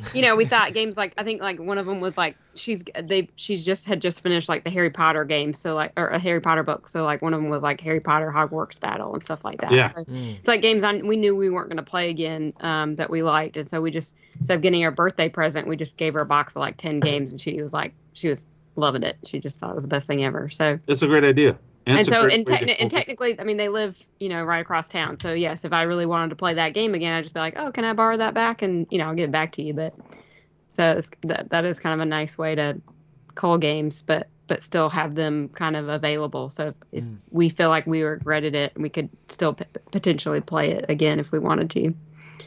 For sure. But yeah, for us, it's hard to call games sometimes, just because we both like it, or we don't both like it, or I want to get rid of it, he doesn't, or but I don't he wants believe to get rid of it. And you sell so many games. Oh, but we still can't have so buy many we need to many sell. games. That's Yeah. that's the issue. I would like to get our collection down so we can fit everything on the shelf, besides like these gigantic big boxes like Everdell and stuff. I mean, which would take a lot. And I mean, I've started to get better about culling, but like it's hard to, like, I feel like I'm giving up an experience when I'm getting rid of a game, kind of. So it's like I'm getting rid of this game, which could be like this amazing time with these specific people or whatever. So it's tricky, at least for me. And then also we're trying to get some type of return on our games, at least to some extent. I mean, we don't really have a good meetup group or anywhere in our area we can just like sell games very easily. Kind of a small area. We'd have to travel to sell. That's why we sell so many at like Dice Tower Con and stuff like that. So that would make it a little easier, and we'd be more willing to call if we had like Adam said, a better meetup group to do it at, or like, Rob, you've got, it sounds like a lot of times you have people willing to meet to do exchanges and things too. But we don't have anything like that. I mean, unless we want to just go dump a bunch of stuff in Goodwill and have somebody hit the jackpot. So, Or I will drive like I did before. I will drive to you. Coming to Greenville. Yeah. So that's partially another reason why we have some trouble calling. But for us, I mean, really, what it's come down to now is like, will we play this together? Is a big factor. Of what we'll call, if it's something we won't play together. Is there someone we're going to play this with, and we might keep it for that? Otherwise, I'm starting to lean more towards no and calling it. Or is it too heavy, or is it, Yeah, well, I feel like lately we've gotten rid of a lot of Awakened Realms games, just because there's so much. Right? I know. There's so much to learn. It's There's hard. so You can never keep the rules in your head, no matter how hard no matter how good of a gamer you are. You can never sit down to like a big Awakened Realms game and remember how to play. They're almost designed for people who aren't into the hobby like as much as we are as far as buying games. They're for people who don't buy games all the time. I think they're amazing games for that person who buys like, they play that game over a handful and over of games a again. year, and they play that game into the I mean, ground. they're amazing games. Yeah. And so it's like I really loved the idea of Tainted Grail. Like I loved the story and everything like that, and we played a good deal of that before we got rid of it. But I was like, but once we put it away, I was like, and we hadn't played it in a while. I was like, there's no way we're going to get this back open the out. box again. Yeah. But you could play something like Freelancers, which is super accessible, and still has a ton of story, even if it's goofy. in a smaller box. Yeah. And a I smaller think box. Awakened Realms is like the game for we were talking about earlier, Mr. Beast and Jimmy and all them, or they'll set up their own league, where you'll play that one only game. play the one game, right? Yeah. Type of a thing. Which I mean, I or like really Gloomhaven or Frosthaven, I feel like are that way too. Like maybe Yeah, a little exactly. bit easier to get back out, but same kind of thing. I would buy that just for pride, because I'll never play it. It's over 100 hours to play the game, right? yeah. It's so big, it's too much. But I would buy it just because that box looks cool. It's not so much pride; it's just aesthetics. That's an awesome looking box, But I know I'll never get through that campaign. Yeah. So I'm not doing. If I'm playing 100 hours, I'm playing Dungeons and Dragons. I know, right? Yeah, so there you go. Yeah. For a game I got like this that. idea for a one And shot. you I'm can getting make up ready your to own do. story, right? Yeah, that's right, dude. We're playing my hacked Karen now at lunch. I've had 2 sessions at work, the work D&D crew. It's been pretty fun to be working it out, and like that'll probably end up being 50 or 60 hours by the time it's done. But it's like I'd rather do that, I guess, than play a campaign game that's going to take 60 hours. And it's not that I'm against a campaign game, but I'd rather have them be like kind of chonked It's also out. so easier to play, right? Like Yeah. Dungeons and Dragons, you can do like a table presence, but it's mostly theater of the mind.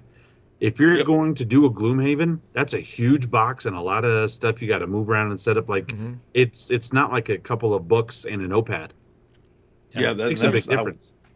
That's how we're playing right now. I mean, it's just character sheets in a spiral notebook, and then we've got there's a dice pool mechanic that we wrote into it, and there's a little kind of chaos dice pool in the middle of the table. That's the whole game, man. And that's not to poo-poo Gloomhaven. I'm sure in the right circumstances I'd play it, and I have enjoyed Jaws of the Lion, but that's kind of as deep as I feel like I can go with a campaign game anymore. So that's another one where Jaws of the Lion minis for $39. Yeah. I think the other thing, like I think somebody else mentioned this, that it will, like with you, Adam, is like trying to get it down to a certain amount of shelves. Like then size, like of the game starts to really matter. Like sometimes I'm like, we have like so many little tiny card games. I'm like, maybe we should go through these and like try to get rid of some of these. And Kent's like, well, they don't take up that much space, so why should we get rid of them? I'm just but when you've got like 30 of them, I know. I have this shelf right here. It's dark back in my room, but this shelf right there that my finger is pointing at, it's just those 2 cubes, the top 2 cubes, are just a stack of the teeniest little games. It's like so precarious to even get one out of there. Yeah, exactly. There that's like big as Vegas the biggest game. Right. Those games that like when you go to a con and you get your bag and it's got like a bunch of those free promo games and it's all like the size of a deck of playing cards. Yeah. Yeah, mine's like it's Crossfire, Werewolf, Trash Pandas, Boss Monster, The Crew, Exploding Kittens, Harbor. Like I'm looking at it from here. Like there's a whole bunch of that kind of stuff, and it's like those ones.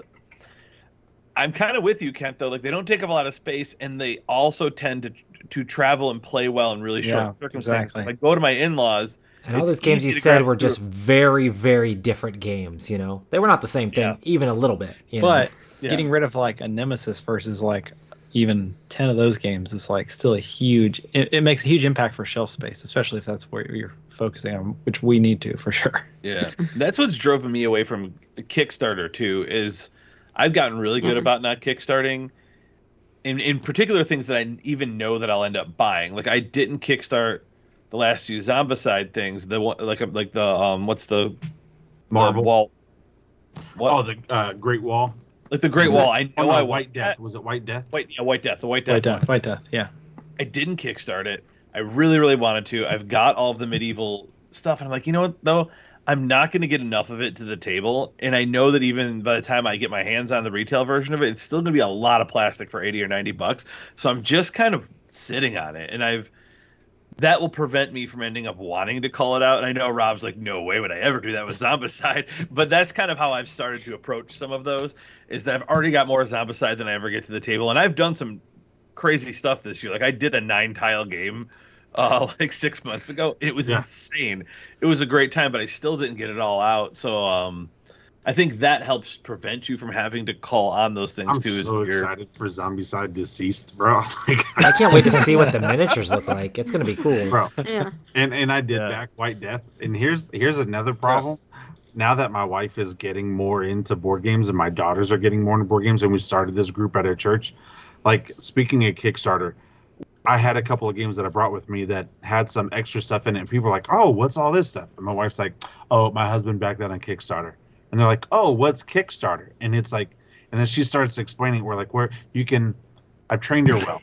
You can back this game and you get a bunch of additional stuff. You're paying this price, but you get all this additional stuff. And some of it is Kickstarter exclusives that you can't get other places. And so you spend a lot, but you get more in the long run, and it can really work out for you. And I'm like, that is right, babe. That's exactly right. I mean, in the honesty of it is you're buying directly from the publisher. And I mean, literally most of these games could not exist if you bought them through the retail chain because it's too expensive to make. So the fact that you're buying directly from the creator of the game itself means that you can get more game, Oh, yeah. So, Well, and since then, and you guys have seen this, I've backed like 2 or 3 Kickstarters in the past month. Because you guys all get notifications, which I think is so weird, by the way. Like, get out of my business. But it's still, it is what it is. It's marketing. It's marketing. Yeah. If he bought it, I should buy it too. Yeah. Right? I mean, and that makes sense. Yeah. But I love that about Kickstarter. And it makes it hard to especially, I will probably never, well, I can't say that because I just did that with Nemesis. But on a game I really, really love, I won't call the Kickstarter stuff. That's really hard to do. Mm-hmm. I'll never get rid of Blood Rage. Never. So I like how it's supposed to be a call discussion. For everybody's game collection, do note that Last Light and the expansion both fit into the one box. So once you get the game in, you can fit it into one box. Sure would love my game to come in. Hey, listen, I was fussing at Shane. Yes. I was like, listen, when are these games going out? He said that this past week they prepped all the boxes and shipping labels and prepped everything, and that they're starting to ship it all out, like physically put in the mail this week. Wasn't it on GameFound? Yeah, from GameFound. Yeah, I'm gonna get in the comments section. Wish this game would ship. When's this game gonna ship? I'm gonna start. Well, trust me, people are already doing it. Somebody today was all like, I can't believe that you went with Gray Fox Games. They don't value UK or European customers because they're getting their game. They're not even. We don't even have our games yet. And I'm just like, no one has their games yet. We're not just specifically crapping on you. Armenia? Their lead guys in isn't Josh in Europe? Yeah. Yeah, no. He's in the heart of Europe. Yeah. Yeah, people are weird. I mean, and then somebody else is like, we don't have it in Australia yet either. And I'm like, we don't have it in America yet either. Right. It's your first game that you got published too. It wasn't like you were like, I just had my pick of any publisher I wanted. You like what?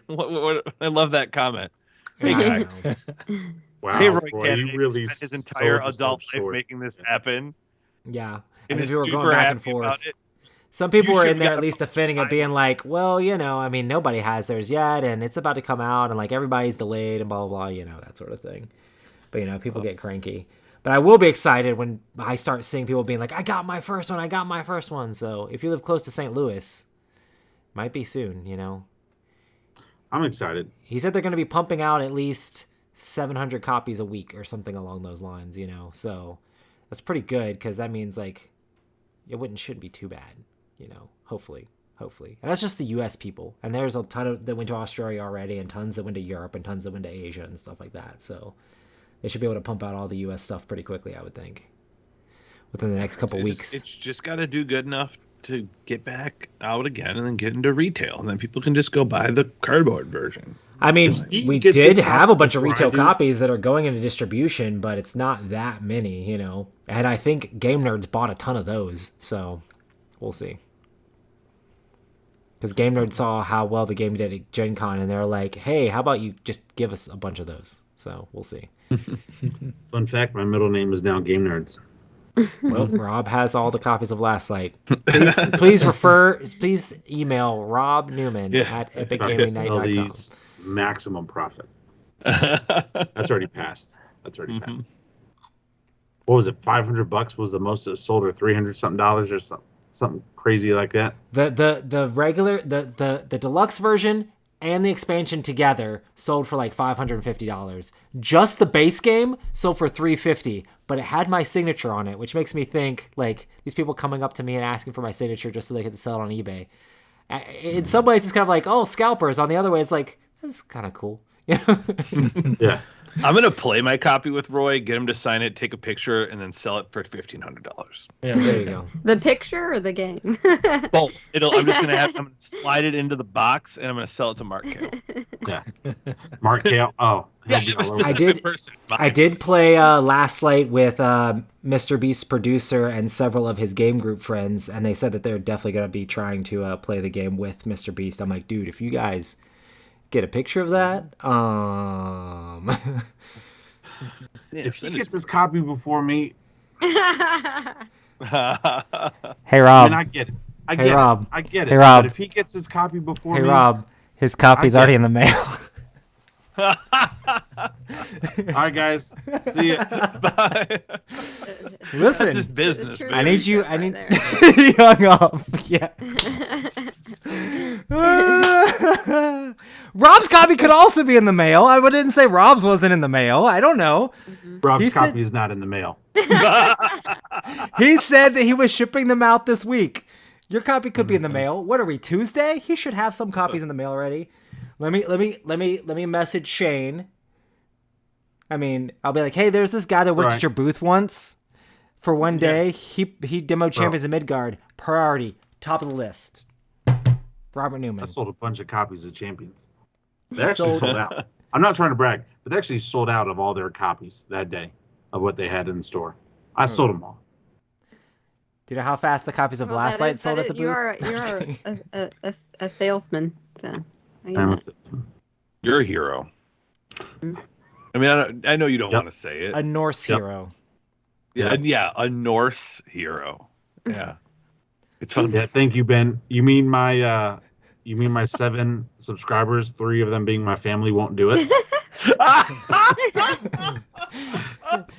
The funny thing is, the rest of them are his alt accounts. So right? Hey. That's why you're blow. When you were talking about your wife and your mom was subscribing to the podcast, I was like, did they just subscribe to be nice, or did they actually listen to the podcast? Nope, my mom actually. Those are two different things. I'm gonna say it's listened. Robert Newman Realty, Robert Newman Games, Robert Newman Author. Yeah. He's a man of many talents. You know what? Great Jack of all hugger. trades. Great hugger, too. Yeah. I'm actually also a movie star now. Which That's movie? true. Yeah. We'll talk about it after the show. Yeah.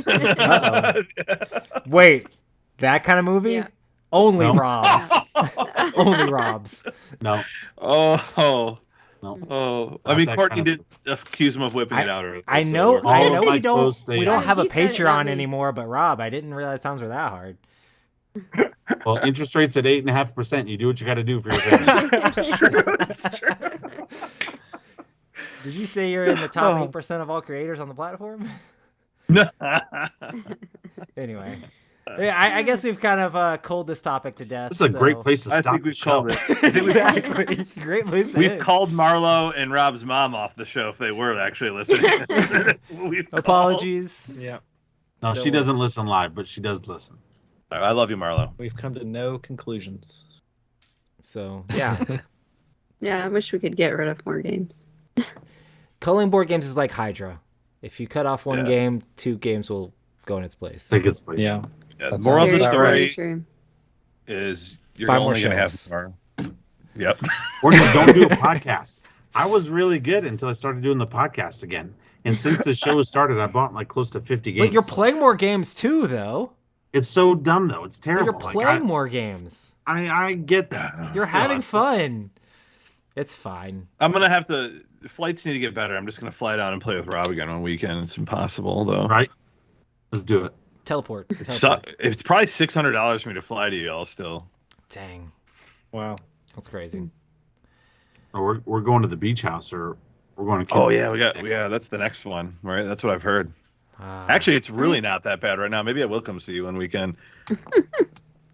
It was getting hard for that used to be like such a cheap flight, and then it got to a point where it's like, $500 or $600 for a 48-minute flight. Great. Like, what's going on? Dang. Ben, real quick, you would subscribe. Ben, you would subscribe. You would do it under a new email. You'd make a new email, and you would subscribe. Don't even play. Awesome, guys. Well, I guess that will do it for this episode of the Epic Gaming Night podcast. We want to say thank you for everybody who joined us here live. Thank you for everybody who listens to it afterwards. Make sure to hit us up on all the social medias and, buy all of Rob's books on Amazon. And all of them. All of them. Yeah. All of them. You guys are all the best. That's it. Yeah. We'll miss you guys. See you later. All right. Bye. Bye. Bye. Bye.